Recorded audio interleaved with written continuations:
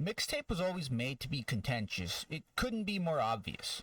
But games journalists know their own reputations. Their part in this was to promote the game, not to review it. To promote it. Then, when people react to this thing negatively, the journalists are to defend, pull out all the stops, draw as much negativity to themselves as possible, keep the discourse going. And they succeeded. People are still talking about this nothing of a game 2 weeks after it released. The jokes write themselves. How do you get a good review score for your video game? Well, just don't add any gameplay. The guy who failed to pass the Cuphead tutorial is gonna love it. The term rage bait is completely overused and has become almost meaningless, but Mixtape is highly effective rage bait. Is it even worth talking about the game itself anymore? Well, yes, because of the intent. The gameplay is non-existent. This is a movie game which often literally plays itself. Giving this kind of game a 10 out of 10 and suggesting it as a potential game of the year is all fine and good for jokes about, games journalists hating gameplay, but it also illustrates the point that they are not on the consumer side at all. This is nothing new, but they're not even hiding it anymore. They may seem to be out of touch, but that's not it. They don't care what the consumer actually wants because the consumer is not the one who pays them. With games journalism, the relationship is not with the readers. Rather, the reader's attention is the product offered by these media outlets. Most media functions like a billboard. While people are meant to read them, the relationship is clearly between the owner of the billboard and the paying advertiser.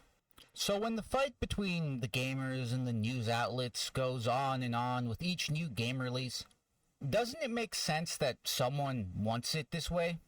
It's easy to dunk on a game like Mixtape. Lack of gameplay aside, the story is not gonna do it for most people, to put it nicely. If you make me stay here, I'm gonna burn the whole fucking place down! See? This is what happens. This is what happens when you don't beat up your child enough. Yeah? For days like this, I pray that kids like this get enough beating in their life.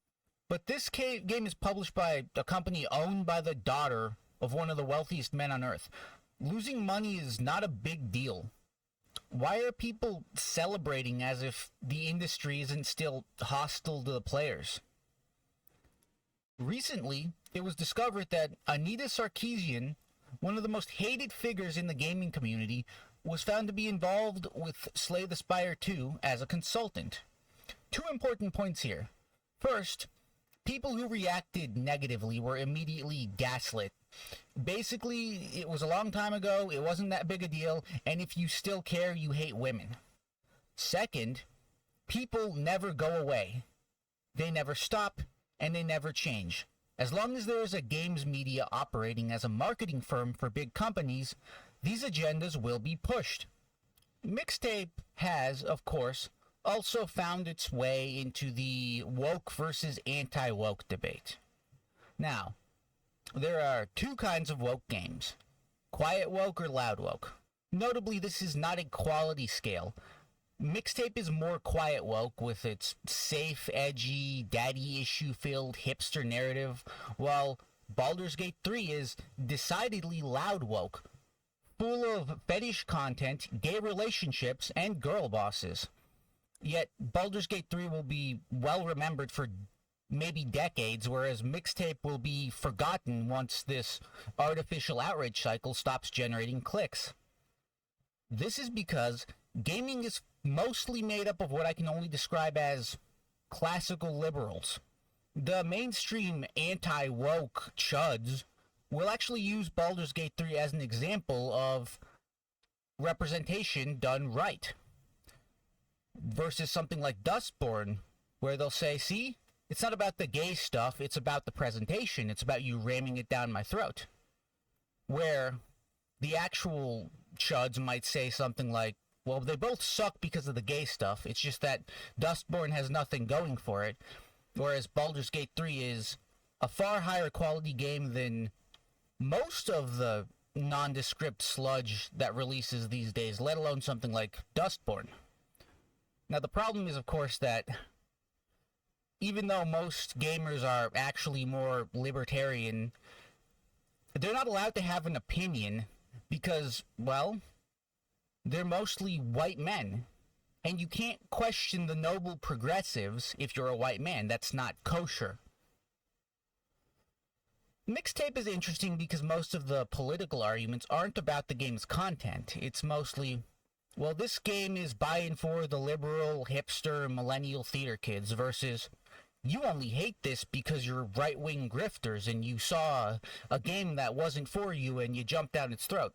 But nobody actually gives a damn about this game. Now, controlling the media is a very serious charge which I would never level against anyone. Like, you should be worshipping every single one of us. But I will say that corporate power centered around music, movies, and video games are at the very least overwhelmingly leftist. So why wouldn't they push their own messages?